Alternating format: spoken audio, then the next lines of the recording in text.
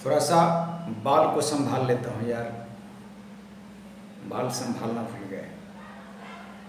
चलो यहीं बाल को संभाल लेता हूँ, ठीक, बहुत अच्छी बात। बोर्ड पर हमने जो बात लिखा है वो एनसीईआरटी का है, और उस दिन हम लिखते लिखते थक गए थे और कहे कि लास्ट में हम ये बात पढ़कर सुना रहे थे। तो हम पढ़कर सुनाते रहे, क्या है आपके दिमाग में घुसा कि नहीं घुसा, आपने किताब उल्टाया कि नहीं। भाई किताब उल्टा लीजिए, 33 पेज है आप लोगों का जो भी है, डायमेंशन के चेकिंग कंसिस्टेंसी वाला जो टॉपिक है, जो टॉपिक क्या है मैं पढ़ के बतला देता हूँ। Checking the dimensional consistency of equations, ये इसके लास्ट वाले हैं। एग्जाम्पल 1.5 के जस्ट अब क्या है सेंटेंस, ये बोर्ड पर मैंने लिखा है, इसको आराम से समझिए। ये लाइन जो है आईआईटी में नीट में डाल देता है, लेकिन वर्डिंग प्रॉब्लम के चलते बच्चे मिस्टेक कर जाते हैं। वर्डिंग मिस्टेक है, क्या है बात को समझिए। देखिए कह रहा है if an equation fails this consistency test, पहली बात कंसिस्टेंसी टेस्ट पर आप मार्क कीजिएगा। ये वर्ड कंसिस्टेंसी टेस्ट है क्या, what is consistency test of dimensional analysis, question लिख रहे राइट। सबसे पहले आप लिखिए what is consistency test of dimensional analysis, right. अच्छा, इसके बाद कह रहा है क्या दिस टेस्ट का मतलब पहले ऊपर वाले बात को लिखिए। अब एज फॉर एग्जांपल से बात को समझाता हूं। सपोज दैट आपको second equation of motion, suppose that 3/2 right s equal to 4/9 ut, इस पेन में इंक नहीं है, चलो इससे लिखता हूं क्या, ut प्लस हाफ के बदले में क्या लिखूं, 5/2 लिख लेता हूं भाई, चाहे कुछ भी लिख लेता हूं। यानी चलो 3/5 80², ये इक्वेशन है। 3/2s equal to 4/9 ut plus 3/5 80²। अब इसको हम डायमेंशनल कंसिस्टेंसी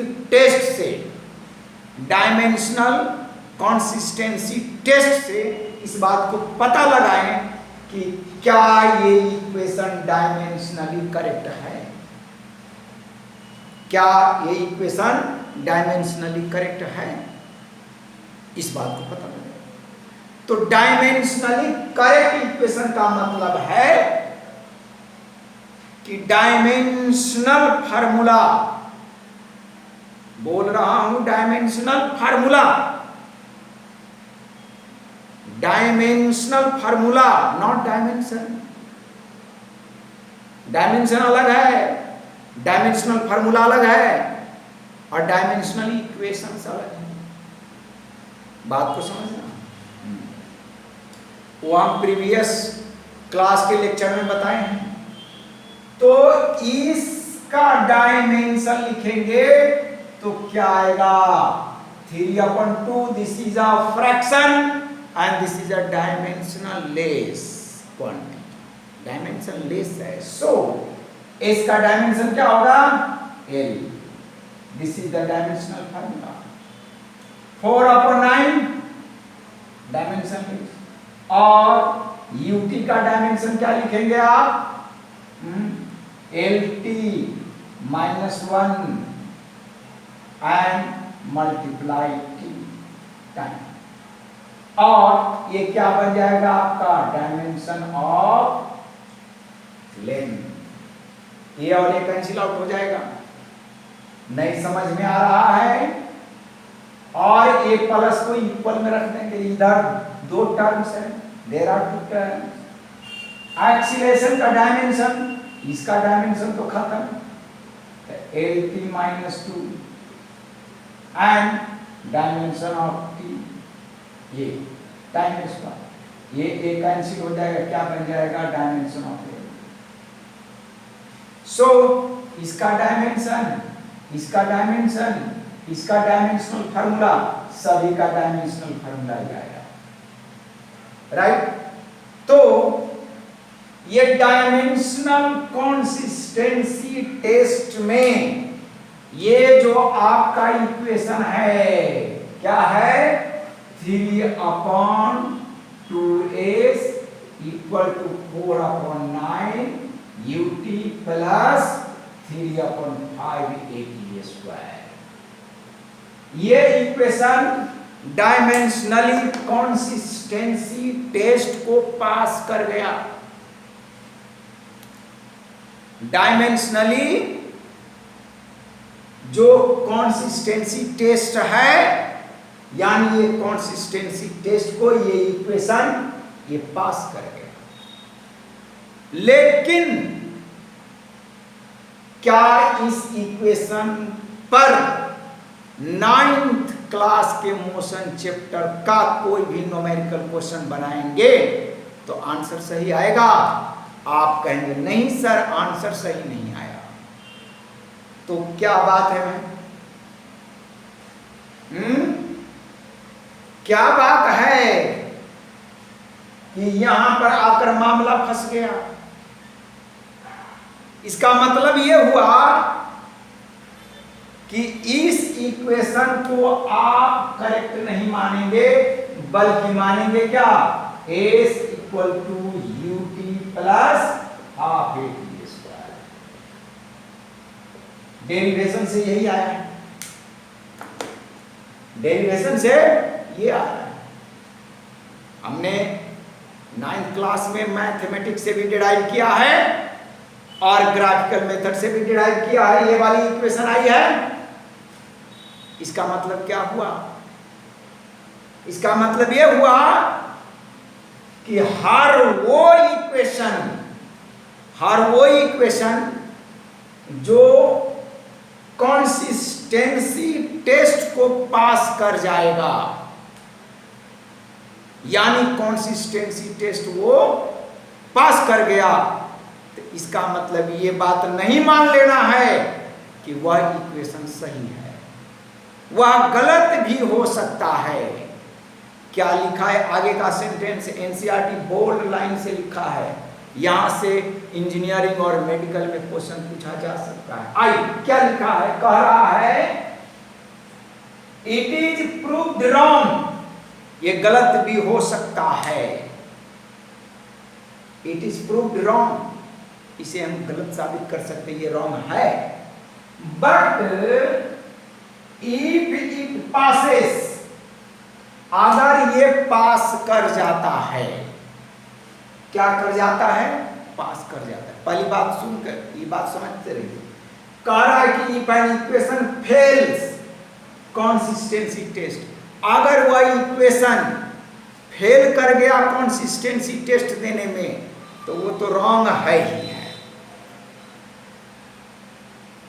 जो फेल कर गया वो तो फेल है ही है, उसको तो एक्सेप्ट करना ही नहीं। जो फेल कर गया वो फेल है। लेकिन सवाल ये उठता है कि जो पास कर जाता है कंसिस्टेंसी टेस्ट, उस पर शक और संदेह है। जो पास कर गया उस पर शक और संदेह कि क्या वो सही है या गलत है। और जो कंसिस्टेंसी टेस्ट को फेल कर गया उसकी तो चिंता ही नहीं करनी, उसको तो भूल ही जाइए, क्योंकि वो गलत तो है ही। आई तो कह रहा है equation fails this consistency test, it is proved wrong, वो रॉन्ग हो गया। इट इज प्रूव्ड रॉन्ग, वो रॉन्ग हो गया, उसको हटा दो। तो पहले लेकिन जो पास किया उसकी बात करो। कह रहा है but if it is passes, क्या पासेस?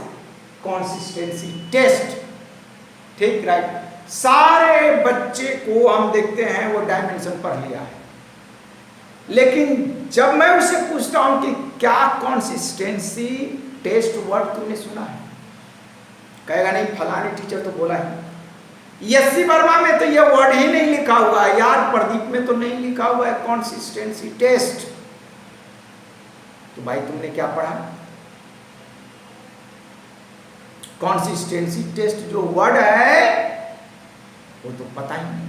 आगे कह रहा है कि ये कंसिस्टेंसी टेस्ट अगर पास कर जाता है तो कह रहा है it is not proved right. अगर ये कंसिस्टेंसी टेस्ट पास कर गया, जैसे ये आपके सामने लिखा हुआ, ये बेचारे इक्वेशन कंसिस्टेंसी टेस्ट को पास कर गया। Each term has a dimension what, L. Dimensional formula क्या लिखेंगे, एल। ये पास कर गया बेचारे, कह रहे हम पास कर, लेकिन कह रहा है क्या, पास कर गया तो दो बातें, it is not proved right. उसे सही साबित नहीं किया जा सकता कि वह सही है।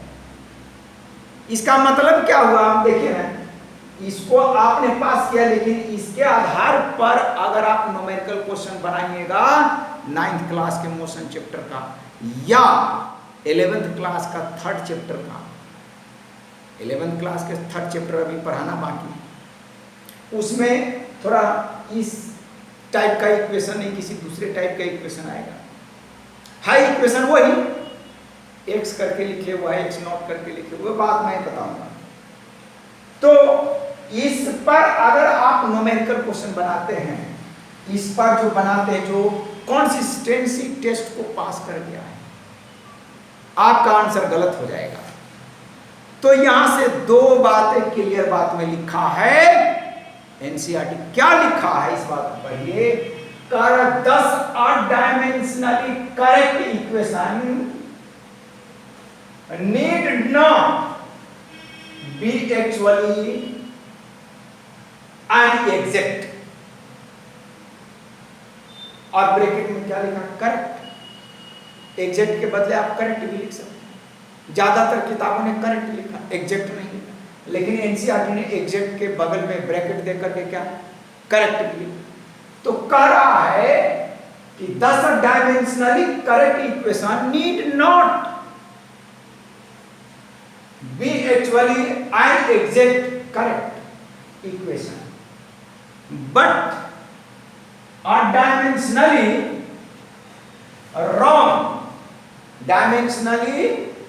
wrong or incorrect और inconsistent, याद रखिएगा, और के बाद inconsistent equation must be wrong। Last वाले लाइन को अंडरलाइन कीजिए, inconsistent equation must be wrong। IIT में बड़े बड़े कॉम्पिटिटिव एग्जाम में लिखेगा ट्रू और फॉल्स, वहां से एक बात लिख देगा, यहीं से और से ये बात लिख देगा, inconsistent equation must be wrong. आप बच्चे को पता ही नहीं कि इनकंसिस्टेंट का क्या मतलब और कंसिस्टेंट का मतलब। तो दो बात, कंसिस्टेंसी टेस्ट, ये कंसिस्टेंट वर्ड पर पकड़ बनाना है, इनकंसिस्टेंट वर्ड पर पकड़ बनाना है, राइट। ये लास्ट को जो वर्ड है, ये वीडियो बनाते बनाते थोड़ा थक गए। चलिए अब हम एग्जाम पर, ये बात क्लियर हो गई। इस पर मैं एक मिला जुला मिक्स करके क्वेश्चन बनाएंगे, पूरा डायमेंशन पर क्वेश्चन बनाएंगे, ऐसा क्वेश्चन बनाएंगे कि आपके दिमाग को घुमा देगा, राइट। आगे चलिए इस बात को इरेज कर देता हूं। ध्यान रखिएगा, एनसीईआरटी की लैंग्वेज है, वर्ड है, वर्डिंग मस्ट बी, ये करके आप पढ़ते रहिएगा। प्रीवियस वीडियो में मैं इस वर्ड को लिखा दिया था, जोर से हमने बोला था, लेकिन बोलने से कुछ नहीं होता यार, जब सामने बात पड़ी हुई है तो समझ में नहीं आती। और सारी दुनिया नेट की दुनिया हो गई, तो आज तो समझदारी बहुत कम हो गई, समझ का क्यों पाए? अरे कुछ दिनों के बाद तो फिजिक्स में पढ़ने वाले लोग नहीं मिलेंगे, फिजिक्स एक खेल की ऐसे ही आर्ट पेपर जैसे बन जाएगा यार। एग्जाम्पल 1.5 क्या है? एग्जाम्पल 2.15 है यार। यह है क्या? ये किस चीज का नाम है भाई? एग्जाम्पल ये कह रहा है let us consider an equation. Example है, पेज नंबर 33 है भाई, एग्जाम्पल 2.5। क्या बात है भाई, सारे मार्कर में आज इंक नहीं है। चलो भाई जो भी चलिए, तो ये कह रहा है half MVA square equal to MGH। Half MVA square equal to MGH, right. ये इक्वेशन आप पढ़कर आए होंगे। अरे बड़ी फेमस इक्वेशन है ये, जो इक्वेशन है बड़ी फेमस इक्वेशन है, आप पढ़े होंगे 9th क्लास के वर्क एनर्जी जो पावर चैप्टर है उसमें, बड़ा इंपॉर्टेंट है, इसको आप पढ़िए। ये कह क्या रहा है? कह रहा है m इज द मास, जो आपके बुक में लिखा है, एंड वेलोसिटी है बॉडी का भी, g दे दिया है और h दे दिए, g acceleration due to gravity, h height. कह क्या रहा है? कह रहा है check whether the equation is dimensionally correct. क्या ये डायमेंशनली करेक्ट है? क्या ये डायमेंशनली करेक्ट है? हम गर्दन हिलाते हैं, बात करते हैं और थोड़ा मुस्कुराते भी हैं। ठीक है भाई, मुस्कुराते रहिए जिसे सेरोटोनिन हार्मोन नहीं लेना पड़े, और भी कई हैप्पीनेस हार्मोन है। आज तो लोग, बच्चे ज़्यादा सफ़र कर रहे हैं टेंशन से, सोने का टाइम नहीं है, स्कूल जाना है, ये है वो है, और सबसे बड़ी परेशानी 12-1-2 बजे रात तक फेसबुक तो देखने की आदत बन गई है। हमारी भी है भाई, यूट्यूब पर सोते समय किसी का लेक्चर सुनूंगा, या तो मणिकांत सिंह जो हिस्ट्री पढ़ाते हैं उनका लेक्चर सुनूंगा, यानी तो कभी ओशो का सुनूंगा। यार तुम लोग ओशो को मत समझो, नहीं तो दिमाग उलट जाएगा। या किसी न किसी का सुनते रहता हूँ रात्रि के समय सोते समय, या एक इनका कहानी बराबर सुनते रहता हूँ। शम्स जी है क्राइम तक, जो आज तक में वो कहानी एक न एक 9 बजे उनकी कहानी आती है। उस दिन आदत लग गया था उनकी कहानी सुनने की, पता नहीं कहाँ से वो कहानी लाते हैं, जो सुनना भी जरूरी है यार। हाँ आगे चलिए, तो अब हम इसको चेक करते हैं भाई। LHS में कौन टर्म में ये और RHS में ये, तो आप कहिएगा सर पहले RHS को ही चेक कर लीजिए, तो LHS को। अरे भाई किसी का किसी से कीजिए ना, क्या फर्क पड़ता है। चलो LHS लिखें। LHS में क्या है? हाफ MVA स्क्वायर है, राइट। इसका डायमेंशन लिखो भाई, हाफ का डायमेंशन फुर हमने क्यों कहा? देहाती भाषा है, पक्षी कहीं गायब हो गया फुर, या कोई गायब हो गया तो उसको क्या बोलते हैं? 9 2 11। एक हिंदी कहावत है, वो 9 2 11 हो गया मतलब भाग गया। चलो यार, ये डायमेंशन लेस है, खत्म करो मामला। मास का डायमेंशन आप लिखेंगे, डायमेंशनल फार्मूला ये होगा, वेलोसिटी है भाई LT-1, ठीक है। इसके पावर 2 देंगे भाई, ध्यान रखना, ये A और A स्क्वायर है और ये LT-1 है। ये नहीं कि भाई तुम इसको कर देना भाई, ऐसे नहीं करना। चलो आगे, ये क्या बन जाएगा? M, राइट, और ये पावर है ना, एक्सपोनेंट पावर पढ़ा होगा, पावर मल्टीप्लाई होगा, तो 1 पर पावर 2 और T-2, राइट। क्या बनकर आ गया? M L2T-2। This is the dimension of, dimension नहीं, डायमेंशनल फार्मूला। हम भी डायमेंशन नहीं, dimensional formula of half mv square.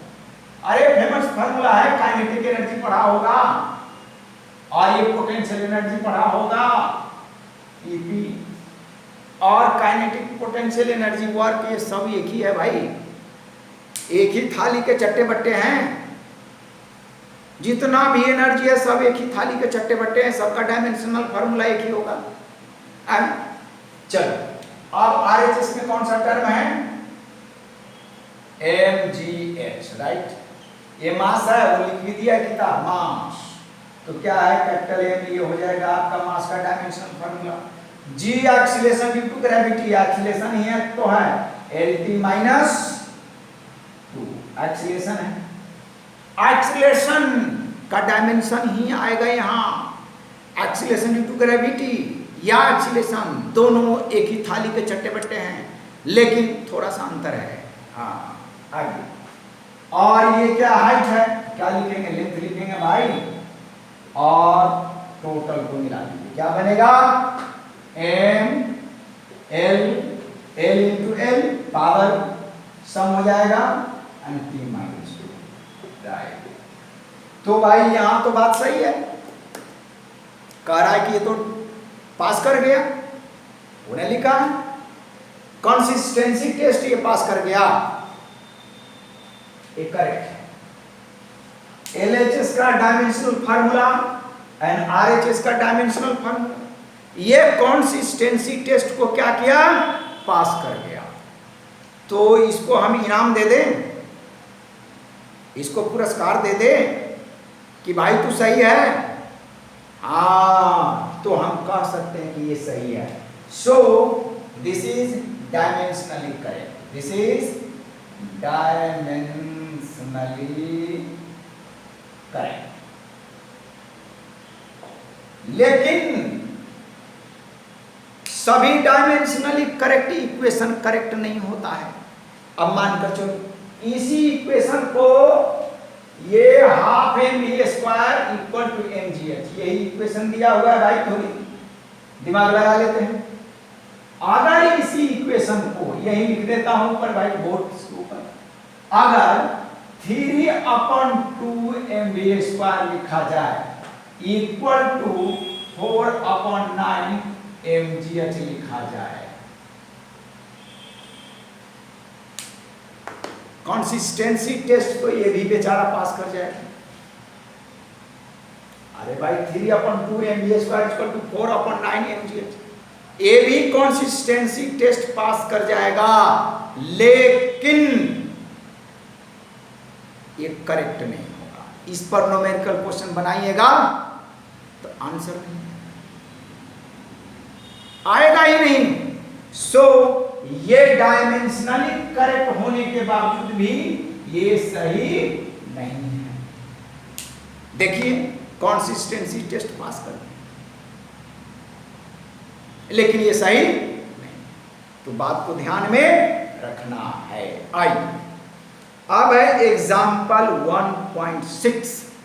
Example क्या, 1.6। इस एग्जाम्पल पर थोड़ी सी चर्चा हम कर लेंगे, क्या है। अब भाई मैं थक भी रहा हूं,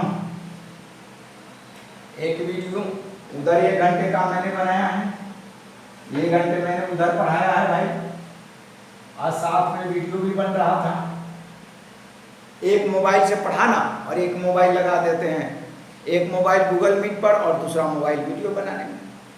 तो भाई 1 घंटा का लेक्चर मैंने दिया है, ऐसा मैंने लेक्चर दिया है कि बस मत पूछो।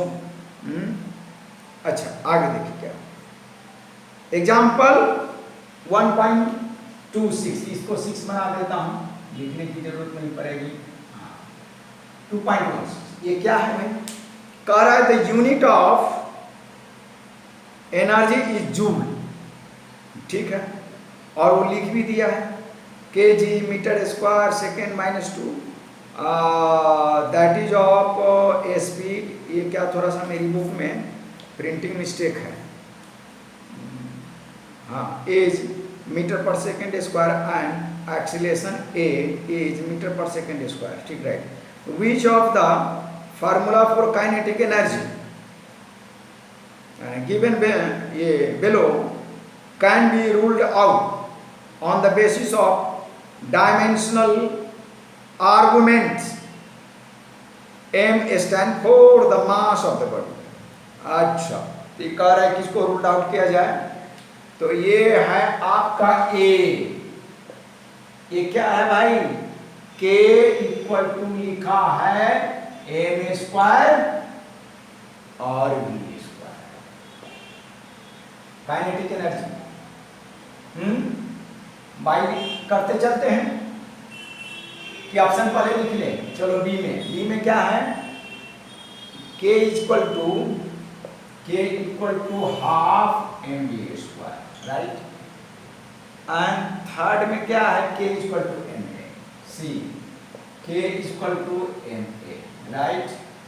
अच्छा, और ई में क्या है, k equal to half M V square, right. And plus क्या लिखा है, ये मिस्टेक लग रहा है, एम ए लिख दिया, plus M A. There are 5 options, 1 2 3 4. क्या है, ई डी भी एक है, अरे बीच में तो एक छूट गया, एक मिनट. ये है ई वाला, डी वाला लिख देता हूं यार.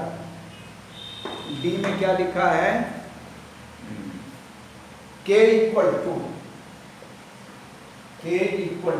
क्या लिखा है, 3/16 एम वी स्क्वायर, राइट.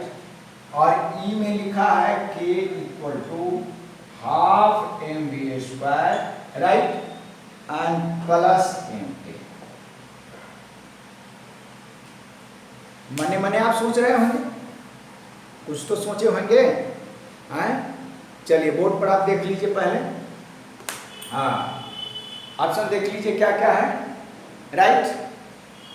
थोड़ा सा ये ब्लड कैसे आ रहा है यार, शाइनिंग आ रही है कहीं से बोर्ड पर. देखता हूँ थोड़ा सा ये कर्टेन लगाकर बाहर का.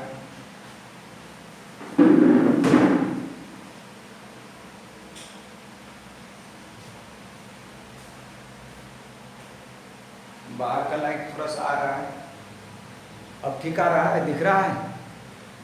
हमारा भी फेस इसमें ब्लैक दिखता है यार. देखिए अब आते हैं, देखिए इसका डायमेंशन लिखिए. ये तो काइनेटिक एनर्जी है, k है, ये सारा काइनेटिक एनर्जी. तो काइनेटिक एनर्जी का पहले एलएचएस में देख लीजिए, काइनेटिक एनर्जी का क्या आएगा. अभी आप लिखे m l square t minus 2. अभी ना पढ़े एग्जाम्पल 2.15 में, m l square t minus 2. This is the dimension of, dimensional formula of kinetic energy. इसको स्क्वायर ब्रैकेट में डाल दीजिए यार, भूले नहीं, राइट. इसका डायमेंशन लिखिए. तो क्या लिखिएगा, m पावर 2 एंड l का क्या लिखिएगा, l t माइनस 1, और ये बन जाएगा क्या बन जाएगा, m 2 l 2 t माइनस 2. ये कंसिस्टेंसी टेस्ट पास नहीं किया तो ये तो गलत हो गया, ये कंसिस्टेंसी टेस्ट पास ही नहीं किया यार. अच्छा, अब इसका देखिए, इसका कंसिस्टेंसी टेस्ट अभी देखे हैं यार, पास कर गया. ये हटा दीजिए साहब हाफ, तो ये आपका m और l t माइनस 1, ठीक, राइट. तो क्या बन गया, m l t l और t माइनस 2. देखिए कंसिस्टेंसी टेस्ट ये पास कर गया बी. चलिए ऑप्शन नंबर बी एक करेक्ट में आया, डायमेंशनली करेक्ट है. और देखो तो भाई ये तो देखा यार, ए तो कहने की बात ही नहीं, तो फोर्स है, force equal to M A है. तो ये हो जाएगा m और एल टी माइनस 2. तो ये हो गया क्या, m एल टी माइनस 2. ये फोर्स का डायमेंशन है, ये फेल कर गया. डी फिर आ जाएगा. देखिए 3/2 हटा दीजिए, एम भी स्क्वायर, यही डायमेंशन आ जाएगा, एम एल टी माइनस 2. तो कौन डी, डी। अच्छा ये देखिए, ये डायमेंशन तो है लेकिन ये डायमेंशन अलग है भाई। x प्लस वाई कभी सम नहीं हो सकता, अलग अलग है।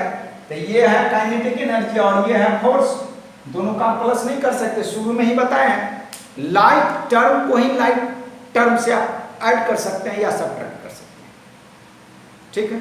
तो यहां तो ये संभव है, तो ये आपका खत्म है।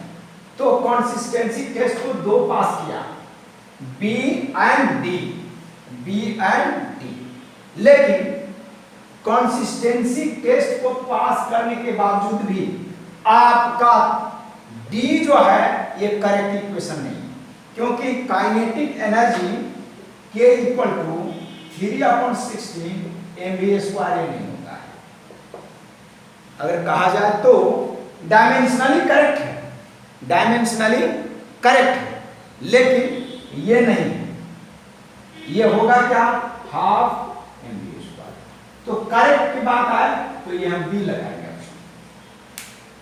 बात इसमें तो यही कहा है, हाँ। तो इसमें correct formula for kinetic energy given by B, correct formula, ये करेक्ट फार्मूला वाली बात कर रहा है। तो डायमेंशनली करेक्ट तो दोनों है, बी एंड डी दोनों है, लेकिन सभी डायमेंशनली करेक्ट तो आप हाफ mv² पढ़ते आ रहे हैं। अरे प्रूफ भी है 9th क्लास में, और 9th क्लास को जो ठीक से नहीं पढ़ा है वो तो 11th क्लास उसको झेलना ही पड़ेगा। 9th क्लास अगर ठीक से नहीं है, और एक बात को समझ लो, हमारे पास दिल्ली का जितना भी बच्चा है वो उस क्लास का टॉपिक नहीं पढ़ता, उससे 2 क्लास आगे का पढ़ता है। 7th क्लास है तो 9th क्लास का पढ़ेगा, 9th क्लास है तो 11th क्लास का पढ़ेगा। आज मैं बिहार में, लेकिन दिल्ली का जो बच्चा है हमारा, कभी कभी बच्चा हमसे उदय से बातचीत होती रहती है, उदय से बातचीत होती है, या पंकज जी है, वो पंकज जी का लड़का है गुड़गांव में, डॉक्टर साहब है, उनके बेटा जो पढ़ कर के पास आउट हुआ है, अब उनके फैमिली का एक 9th क्लास की बच्ची वो पढ़ रही है, वो 11th क्लास में। और उदय जो किशनगढ़, तो ऐसे किशनगढ़ गांव में तो बहुत सारे बच्चों को मैंने पढ़ाया है। सुंदरगंडास के बच्चों को जब हम पढ़ाते तो वो चिक्कू जी के घर मैंने पढ़ाया तो ये एडवांस पढ़ाते थे, सवाल ही नहीं। लाडोसराय में पढ़ाए, सारे जगह के बच्चों को, हाँ शुरू में बेस बनाए, इसके बाद एडवांस पढ़ाए। कोई पेरेंट्स अगर सीतामढ़ी डिस्ट्रिक्ट का है या कहीं का है या कहीं का कोई है, वो पूछे तो मैं सैकड़ों पेरेंट्स का नंबर दे सकता हूँ दिल्ली में, जिनके बच्चे डॉक्टर इंजीनियर बने और ये एडवांस पढ़ रहा है, एडवांस आज की डेट में भी पढ़ रहा है। एक B5-6 में है, वो आज कुछ दिनों से ट्यूशन छोड़े हुआ है, वो लड़का का नाम है अभिमन्यु, वो हमारे साथ B5-6 में रहते हैं, और रग्बी वाले पार्क में हम घूमने जाते थे तो उनके नाना का नाम है वो हरिमोहन गुप्ता जी। वो बच्चा एडवांस पढ़ता है, वो तो 9th में है, वो तो 12th क्लास तक का केमिस्ट्री पढ़ जा रहा है, इतना एडवांस पढ़ता है। खैर चलिए, इस सारी बात है। अब एग्जाम्पल 2.7 है, इसको बनाइएगा, नहीं तो इसको मैं बना दूंगा। हम सेकेंड एप्लीकेशन पर चलेंगे, डायमेंशन का सेकेंड एप्लीकेशन, ठीक है। धन्यवाद।